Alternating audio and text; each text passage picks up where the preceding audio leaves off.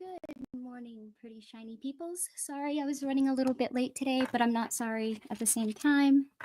So, you know, uh, as always, please forgive the interruptions, all that good stuff. Despite my slight speech impediment today, I will probably go live later, so I'll probably see some of you. Also, hey Bond, hey Azo. Yeah, I will either go live later or I will go live tomorrow. One of the two. But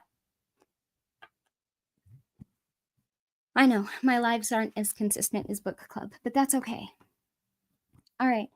Both dogs are in here, and both of them are prone to snoring. So, and waking up barking.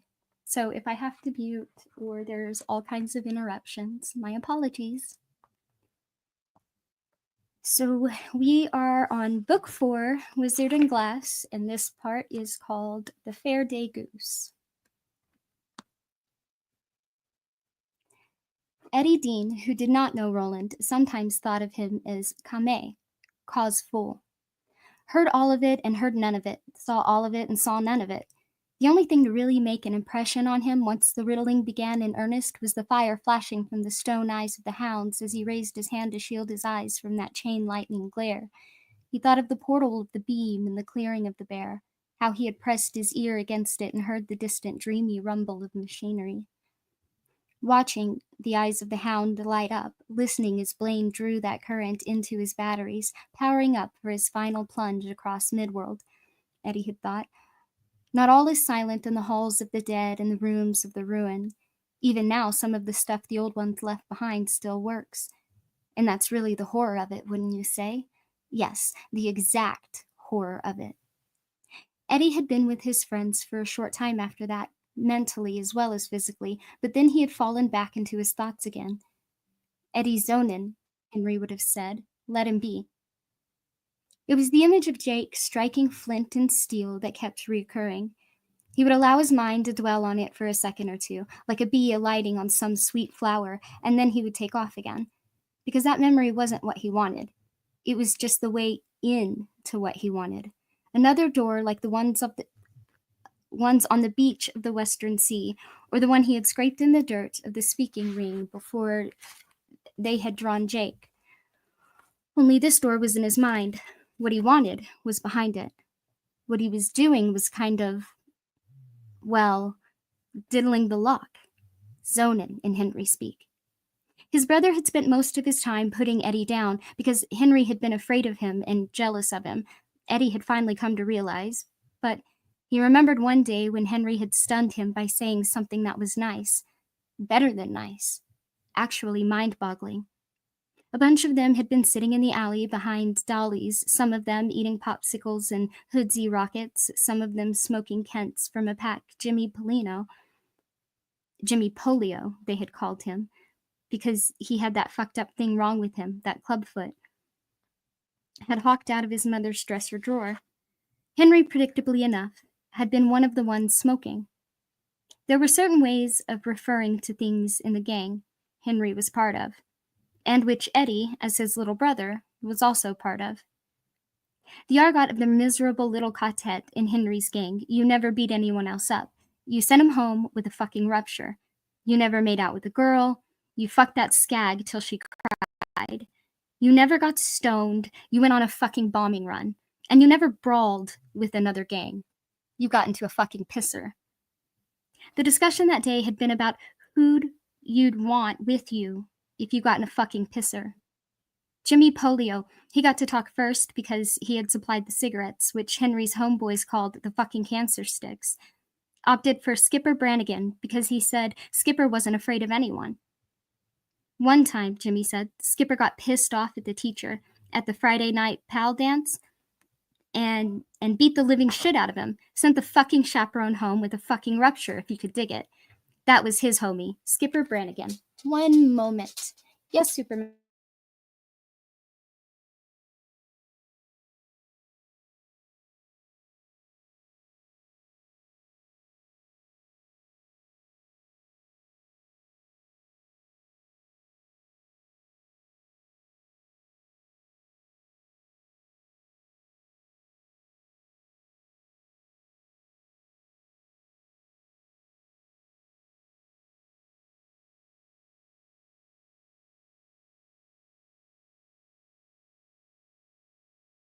Yeah, no problem. Okay. Sorry about that. Kind of, but Super Munchkin trumps everyone. Okay, where were we?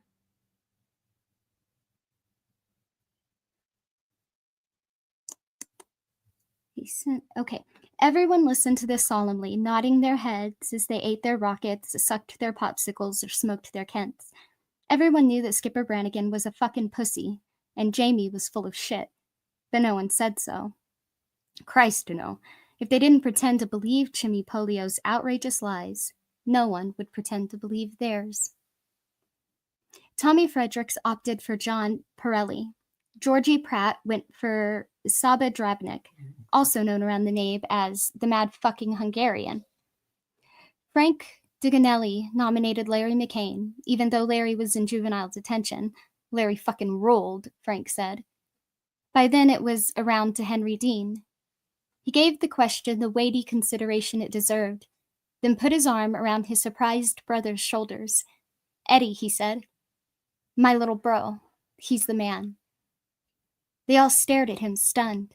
And none more stunned than Eddie. His jaw had been almost down to his belt buckle. And then Jimmy Polio said, Come on, Henry, stop fucking around. This is a serious question. Who do you want watching your back if shit was gonna go down? I am being serious, Henry replied. Why Eddie? Georgie Pratt had asked, echoing the question which had been in Eddie's own mind. He couldn't fight his way out of a paper bag, a wet one. So why the fuck? Henry thought some more. Not, Eddie was convinced, because he didn't know why, but because he had to think about how to articulate it. Then he said, because when Eddie's in that fucking zone, he could talk the devil into setting himself on fire. The image of Jake returned, one memory stepping on another, Jake scraping steel on flint, flashing sparks at the kindling of their campfire, sparks that fell short and died before they lit. He could talk the devil into setting himself on fire. Move your flint in closer, Roland said, and now there was a third memory, one of Roland at the door they'd come to at the end of the beach. Roland burning with fever, close to death, shaking like a maraca, coughing, his blue bombardier's eyes fixed on Eddie, Roland saying, Come a little closer, Eddie. Come a little closer for your father's sake. Because he wanted to grab me, Eddie thought. Faintly, almost as if it were coming through one of those magic doors from some other world, he heard Blaine telling them that the end game had commenced. If they had been saving their best riddles, now was the time to trot them out. They had an hour. An hour.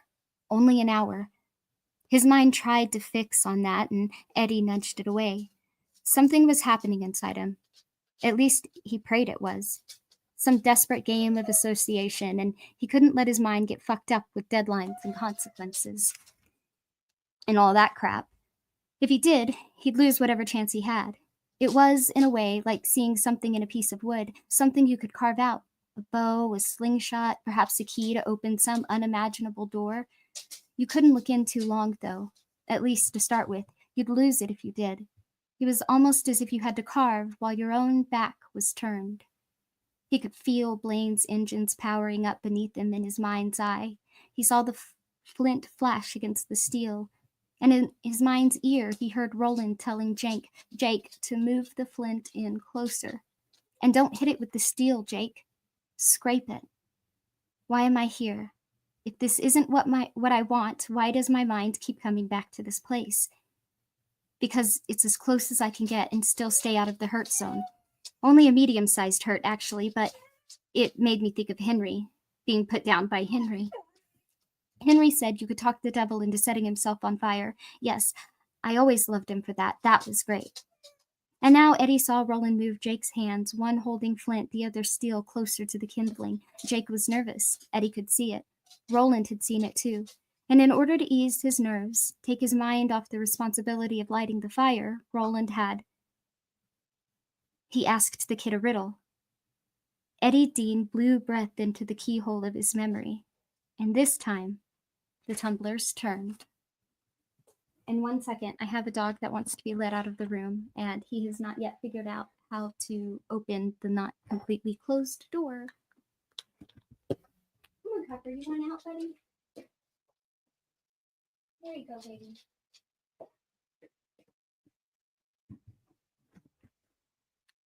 Okay.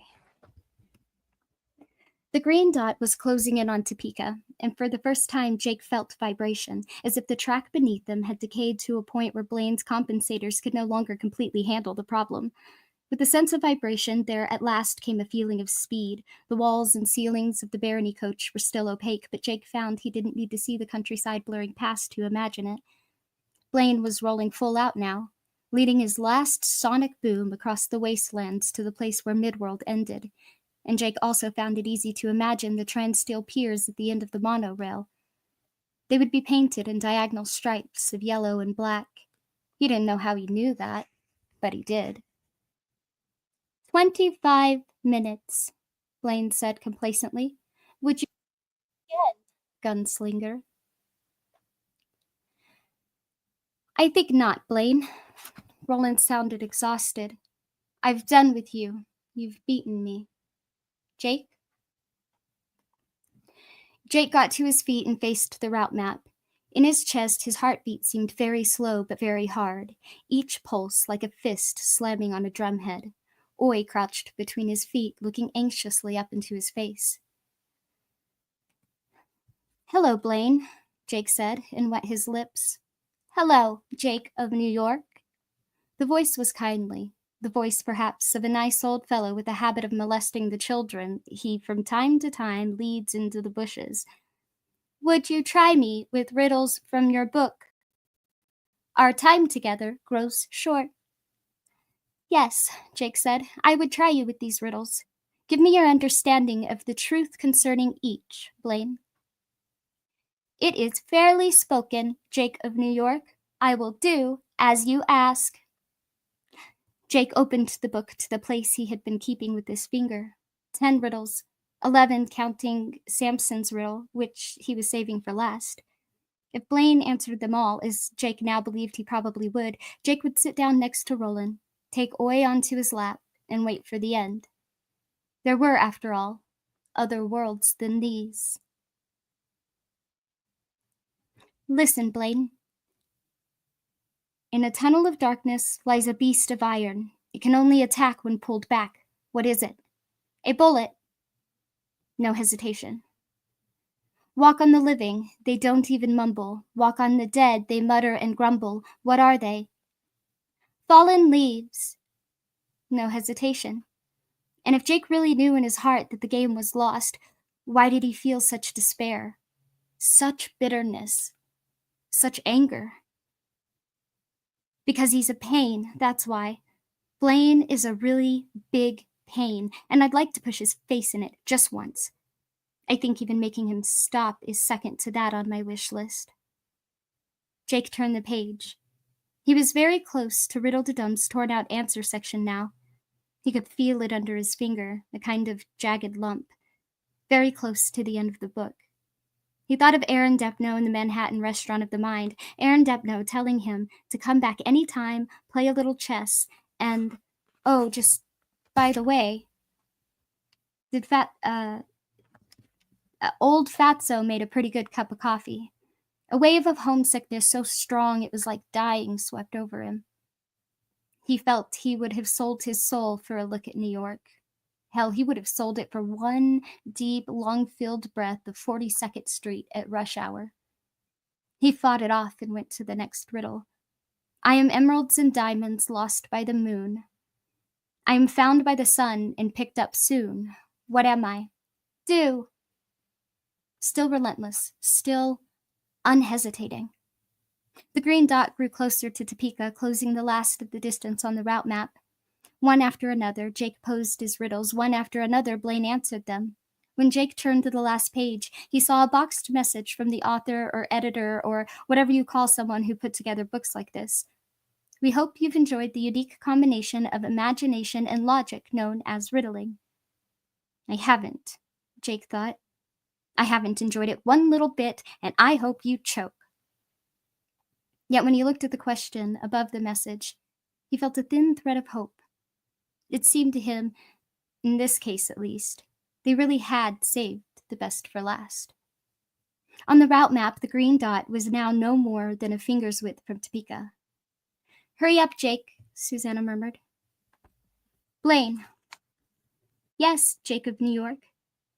With no wings I fly, with no eyes I see, with no arms I climb, more frightening than any beast, stronger than any foe. I am cunning, ruthless, and tall. In the end, I rule all. What am I?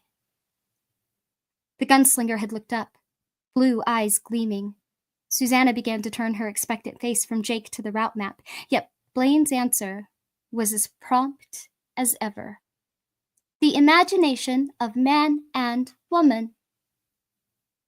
Jake briefly considered arguing, then thought, why waste our time? As always, the answer, when it was right, seemed almost self-evident. Thank you, sighed Blaine. You speak true. And the Faraday goose is almost mine. I want 19 minutes and 50 seconds to termination. Would you say more, Jake of New York? Visual sensors indicate you have come to the end of your book, which was not, I must say, as good as I had hoped. Everybody's a goddamn critic, Susanna said, sotto voice. She wiped a tear from the corner of one eye. Without looking directly at her, the gunslinger took her free hand, and she clasped it tightly. Yes, Blaine, I have one more, Jake said. Excellent. Out of the eater came forth meat, and out of the strong came sweetness. This riddle comes from the holy book known as Old Testament Bible of King James. Blaine sounded amused, and Jake felt the last of his hopes slip away. He thought he might cry, not so much out of fear as frustration. It was made by Samson the Strong. The eater is a lion. The sweetness is honey made by bees which hived in the lion's skull. Next, you still have over 18 minutes, Jake. Jake shook his head. He let go of Riddle-de-Dum and smiled when Oy caught it neatly in his jaws and then stretched his long neck up to Jake, holding it out again. I've told them all. I'm done.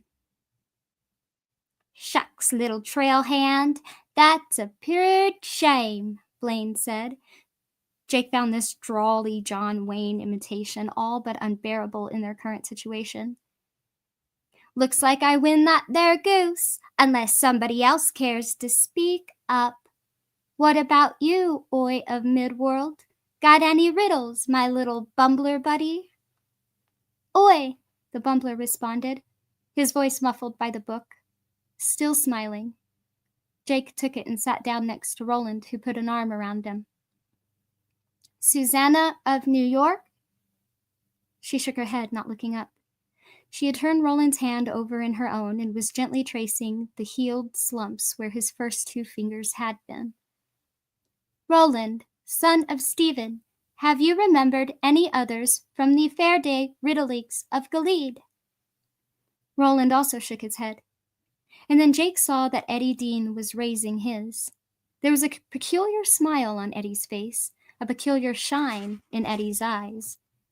And Jake found that hope hadn't deserted him after all.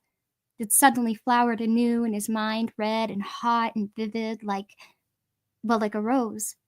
A rose in the full fever of its summer. Blaine? Eddie asked in a low tone. To Jake, his voice sounded queerly choked. Yes, Eddie of New York. Unmistakable disdain. I have a couple of riddles, Eddie said. Just to pass the time between here and Topeka, you understand? No, Jake realized. Eddie didn't sound as if he were choking. He sounded as if he were trying to hold back laughter. Speak, Eddie of New York. Sitting and listening to Jake run through the last of his riddles, Eddie had mused on Roland's tale of the Faraday goose. From there, his mind had returned to Henry, traveling from point A to point B through the magic of associative thinking, or, if you wanted to get zen about it, via Transbird Airlines, goose to Turkey. He and Henry had a discussion once about getting off heroin. Henry had claimed that going cold turkey wasn't the only way. There was also, he said, such a thing as going cool turkey. Eddie asked Henry what you called a hype, who had just administered a hot shot to himself, and without missing a beat, Henry said, You call that a baked turkey." How they had laughed. But now, all this long, strange time later, it looked very much as if the joke was going to be on the younger Dean brother, not to mention the younger Dean brother's new friends. Looked like they were all going to be baked turkey before much longer. Unless you can yank it out of the zone, yes. Then do it, Eddie. It was Henry's voice again, that old resident of his head, but now Henry sounded sober and clear-minded. Henry sounded like his friend instead of his enemy, as if all the old conflicts were finally settled, all the old hatchets buried. Do it. Make the devil set himself on fire. It'll hurt a little, maybe, but you've hurt worse. Hell, I hurt you worse myself, and you survived just fine, and you know where to look. Of course, in their palaver around the campfire, Jake had finally managed to light. Roland had asked the kid a riddle to loosen him up. Jake had struck a spark into the kindling, and then they had all sat around the fire talking and riddling. Eddie knew something else, too. Blaine had answered hundreds of riddles as they ran southeast along the path of the beam, and the others believed that he had answered every single one of them without hesitation. Eddie had thought much the same, but now, as he cast his mind back over the contest, he realized an interesting thing. Blaine had hesitated. Once. He was pissed, too, like Roland was. The gunslinger, although often exasperated by Eddie, had shown real anger toward him just a single time after the business of carving the key, when Eddie had almost choked.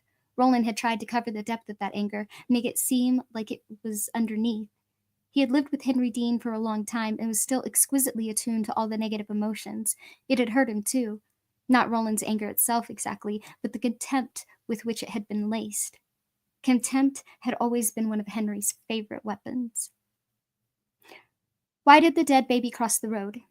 Eddie had asked. "Because it was stapled to the chicken. Yuck, yuck, yuck." Later, when Eddie had tried to defend his riddle, arguing that it was tasteless but not pointless, Roland's response had been strangely like Blaine's. "I don't care about taste. It's senseless and unsolvable, and that's what makes it silly. A good riddle is neither." But as Jake finished riddling Blaine, Eddie realized a wonderful, liberating thing. That word good was up for grabs.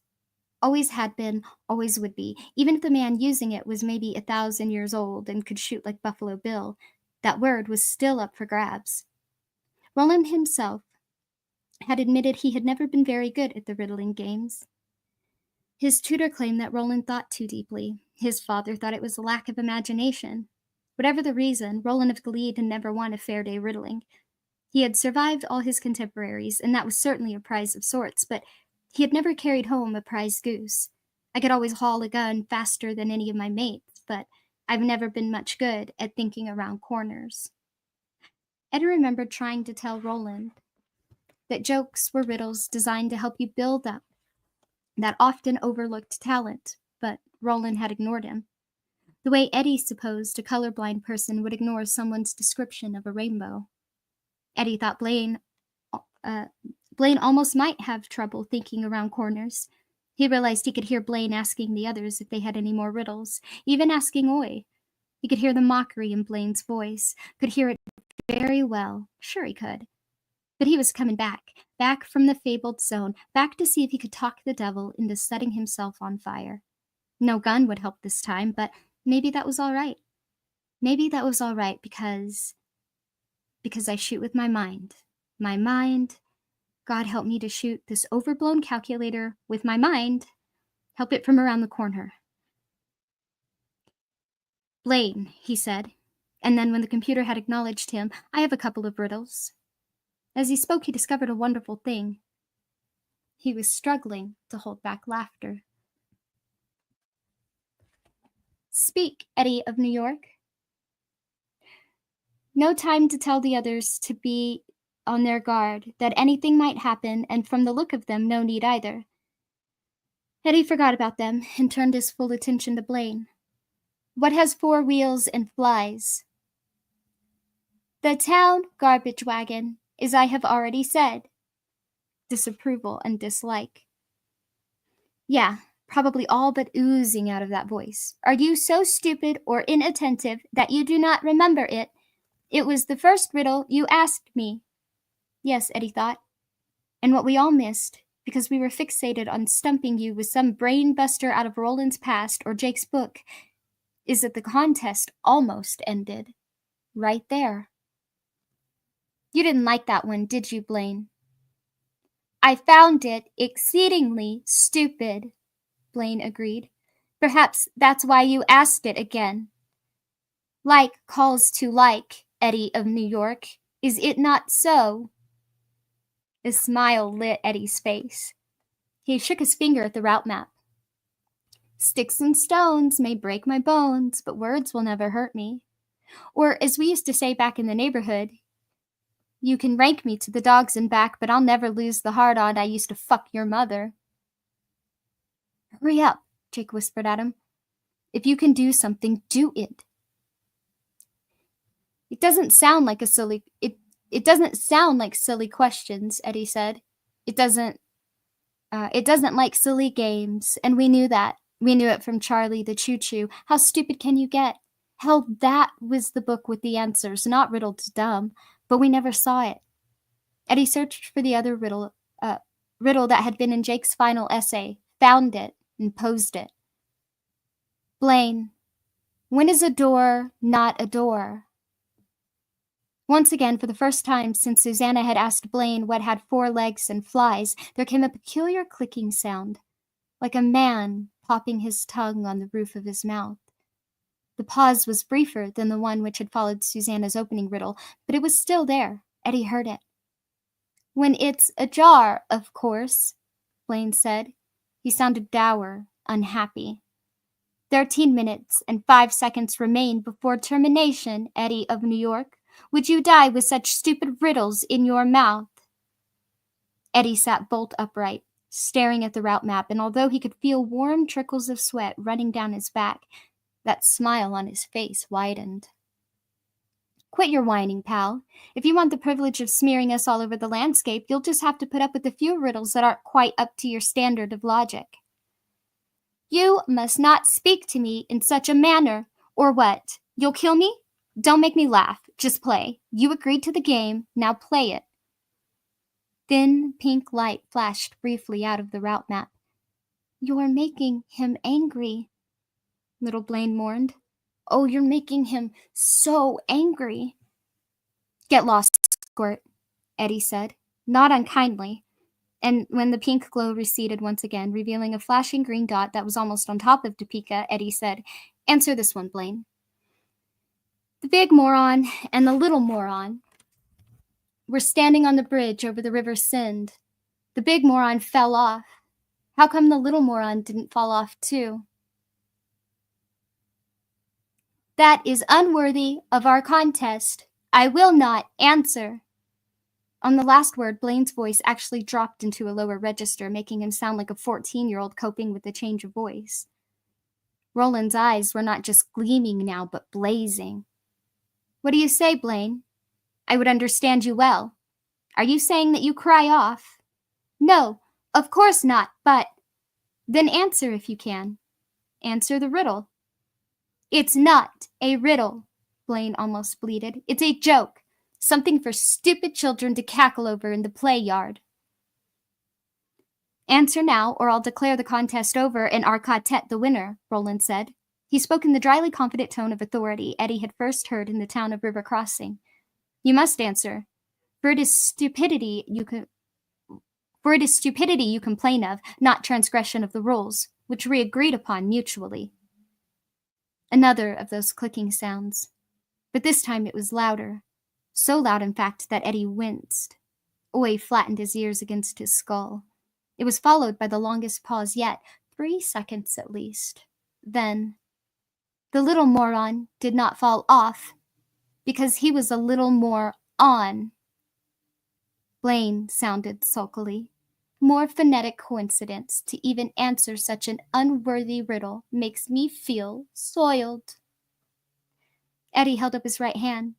He rubbed the thumb and forefinger together. What does that signify, foolish creature? It's the world's smallest violin playing My Heart Pumps Purple Piss for You, Eddie said. Jake fell into an uncontrollable fit of laughter, but But never mind the cheap New York humor. Back to the contest. Why do police lieutenants wear belts? The lights in the barony coach began to flicker.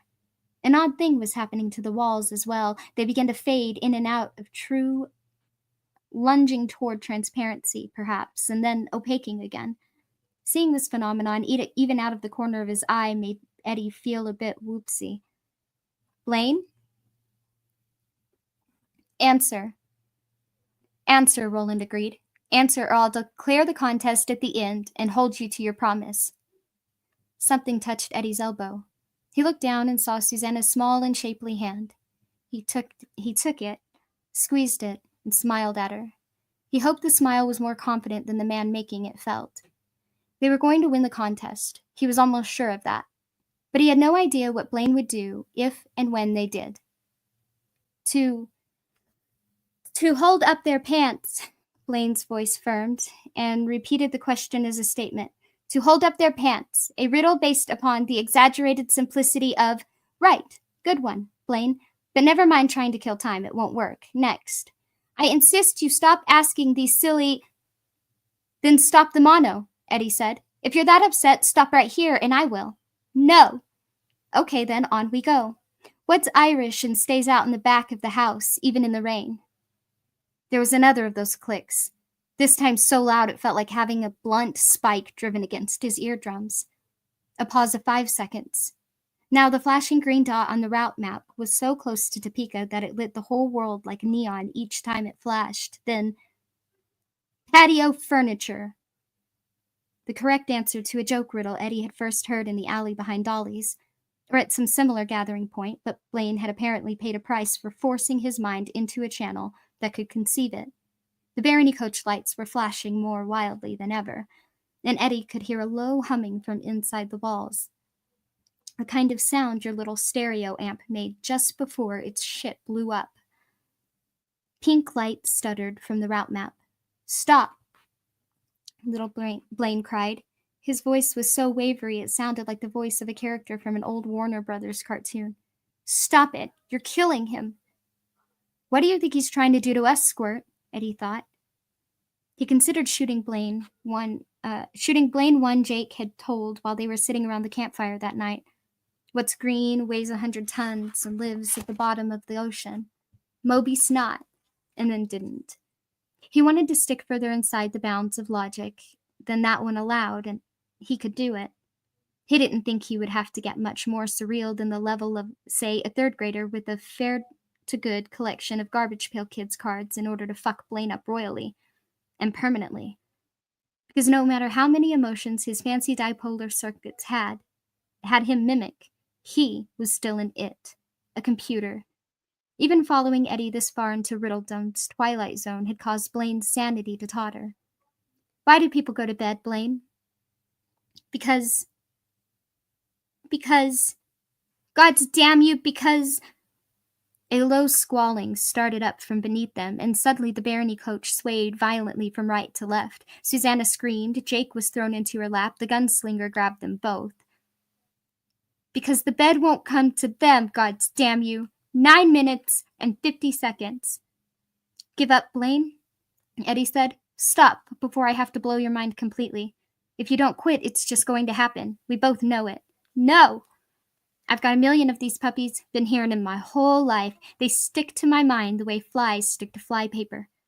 Hey, with some people, it's receipts. So, what do you say? Want to give? No. 9 minutes and 30 seconds. Okay, Blaine, you asked for it. Here comes the cruncher. Why did the dead baby cross the road?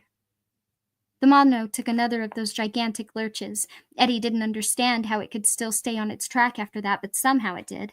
The screaming from beneath them grew louder. The walls, floors, and ceilings of the car began to cycle madly between opacity and transparency. At one moment they were enclosed, and at the next rushing over a gray daylight landscape that stretched flat and featureless to the horizon, which ran across the world in a straight line. The voice which came from the speakers was now that of a panicky child. I know it. Just a moment. I know it. Retrieval in progress. All logic circuits in use. Answer, Roland said. I need more time. You must give it to me. Now there was a kind of cackled triumph in the splintered voice. No temporal limits for answering were set, Roland of Gilead, hateful gunslinger out of past that should have stayed dead. No, Roland agreed. No time limits were set, you are quite right. But you may not kill us with a riddle still unanswered, Blaine, and Topeka draws nigh. Answer. The barony coach cycled into invisibility again, and Eddie saw what happened to be a tall and rusty grain elevator go flashing past. It was in his view barely long enough for him to identify it. Now he fully appreciated the maniacal speed at which they were traveling, perhaps 300 miles faster than a commercial jet at cruising speed. Let him alone, moaned the voice of little Blaine. You're killing him, I say, killing him. Isn't that about what he wanted?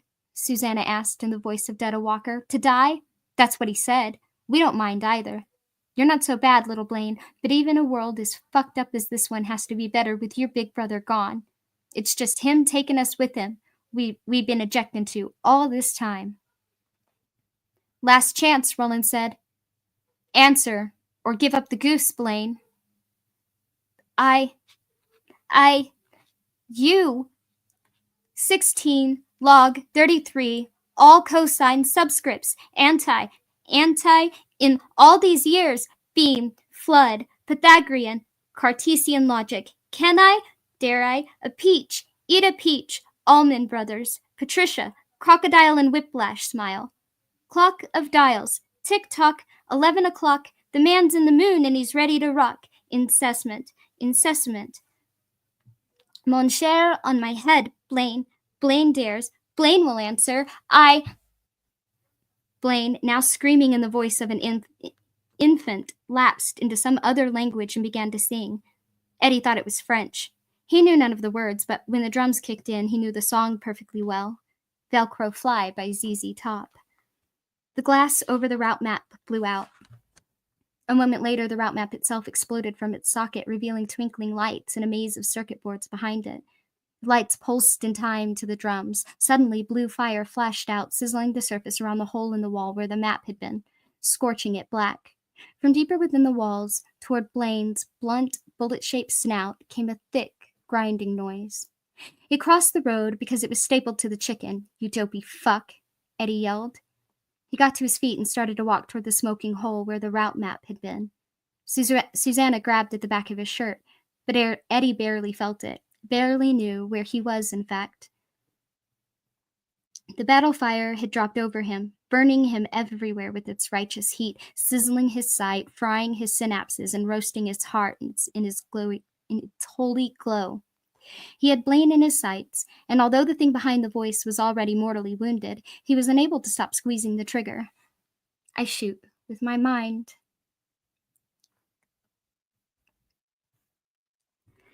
What's the difference between a truckload of bowling balls and a truckload of dead woodchucks? Eddie raved. You can't unload a truckload of bowling balls with a pitchfork.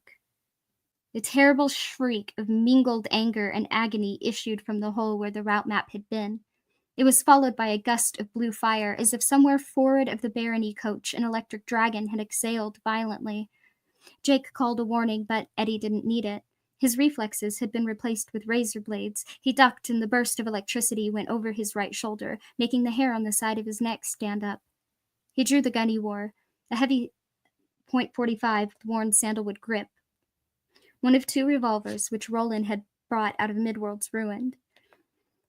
He kept walking as he bore down on the front of the coach, and of course he kept talking. As Roland had said, Eddie would die talking, as his old friend Cuthbert had done. Eddie could think of many worse ways to go, and only one better. Say, Blaine, you ugly sadistic fuck, since we're talking riddles, what is the greatest riddle of the Orient? Many men smoke, but Fu Manchu. Get it?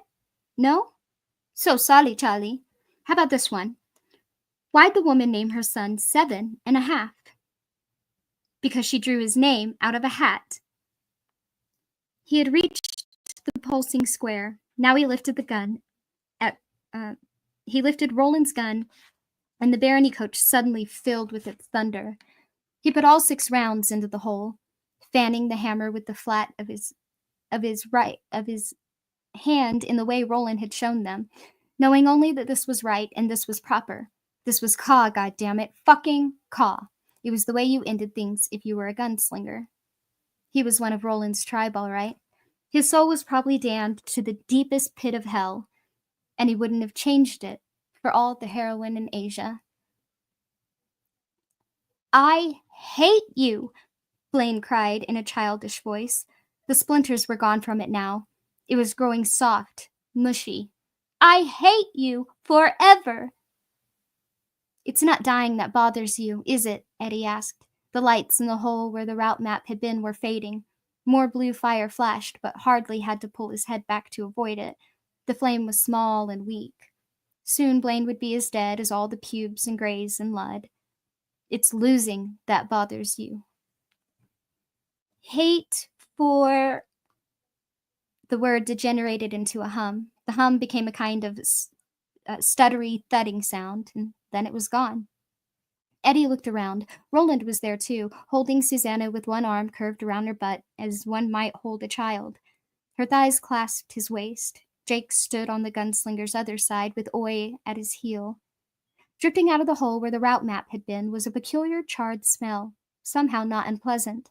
To Eddie, it smelled like burning leaves in October. Otherwise, the hole was as dead and dark as a corpse eye. All the lights in there had gone out.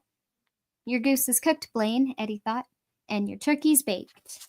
Happy fucking Thanksgiving. The shrieking from beneath the mono stopped.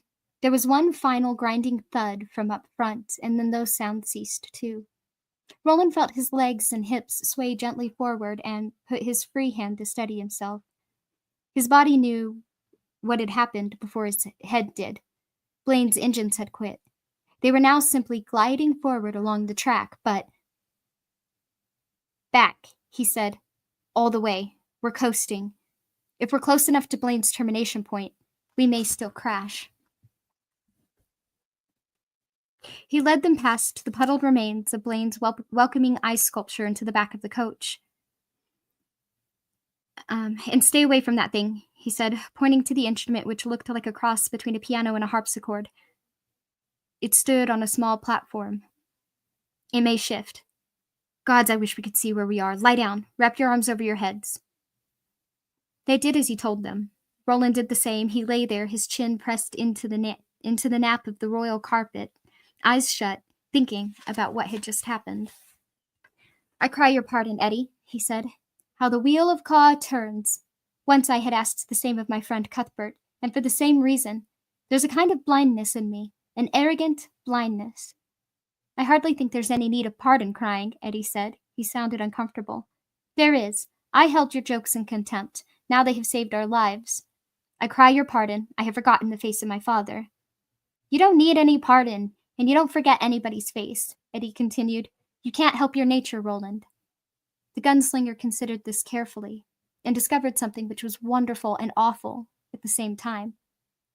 That idea had never occurred to him, not once in his whole life, that he was a captive of Ka. This he had known since the earliest childhood, but his nature, his very nature? Thank you, Eddie, I think. Before Roland could say what he thought, Blaine the mono crashed to a final, bitter halt. All four of them were thrown violently up the Barony coach's center aisle, Oy in Jake's arms and barking. The cabin's front wall buckled, and Roland struck it shoulder first.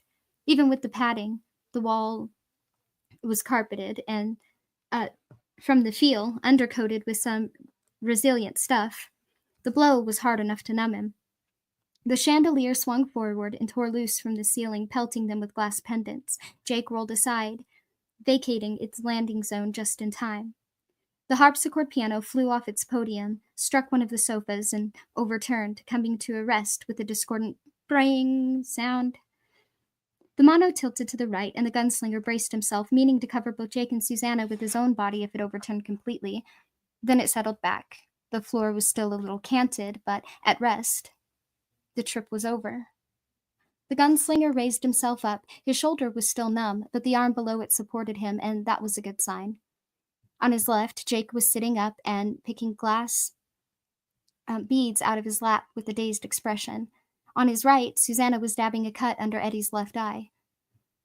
All right, Roland said, who's hurt? Then there was an explosion from above them, a hollow pow that reminded Roland of the big bangers Cuthbert and Elaine had sometimes lit and tossed down drains or into privies behind the Scully for a prank. And once Cuthbert had shot some big bangers with his sling. That had been no prank, no childish folly. That had been... Susanna uttered a short cry. More of surprise than fear, the gunslinger thought, and the hazy daylight was shining down on his face. It felt good. The taste of the air coming in through the blown emergency exit was even better, sweet with the smell of rain and damp earth. There was a bony rattle, a ladder, and it appeared to be equipped with rungs made of twisted steel wire, dropped out of the slot up there.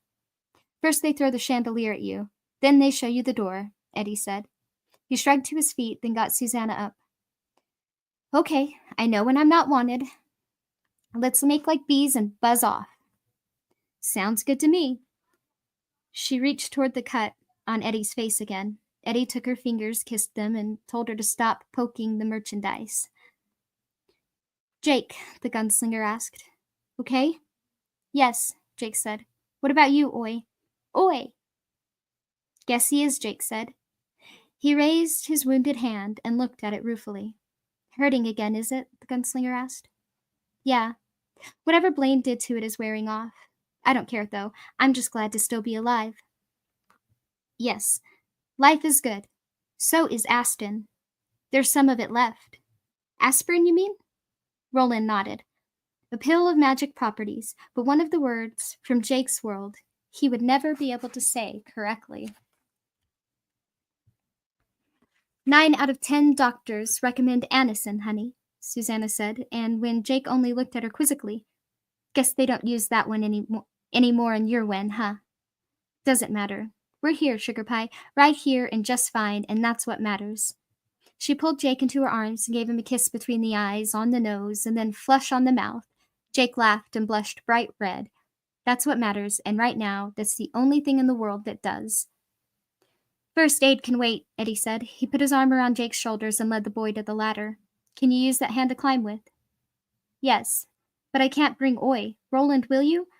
Yes. Roland picked up Oi and tucked him into his shirt, as he had while descending a shaft under the city in the pursuit of Jake and Gasher. Oi peeked out at Jake with his bright gold ring eyes. Up you go. Jake climbed. Roland followed close enough so that Oi could sniff the kid's heels by stretching out his long neck. Suze, Eddie asked, need a boost?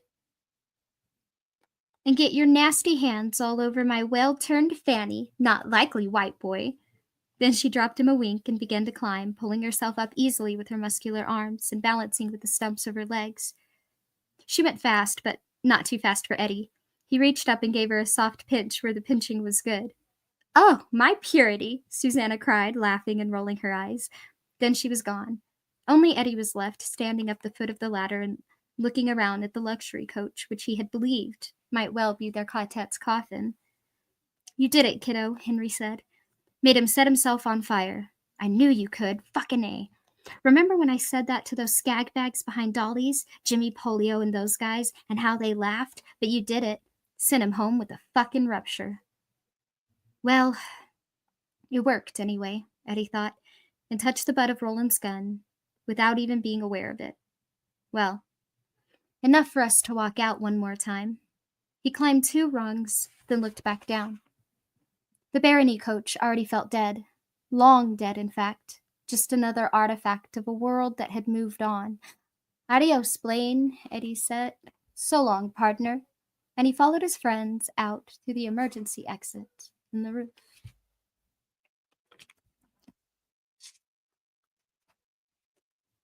And today was a shorter reading, but tomorrow we will pick up on the chapter called Topeka. Or not tomorrow, I'm sorry. This is not an everyday thing. Next week we will pick up on the chapter called Topeka. So, and yeah, thanks everyone for coming. I will probably have a live later or tomorrow. Later days, pretty shiny peoples.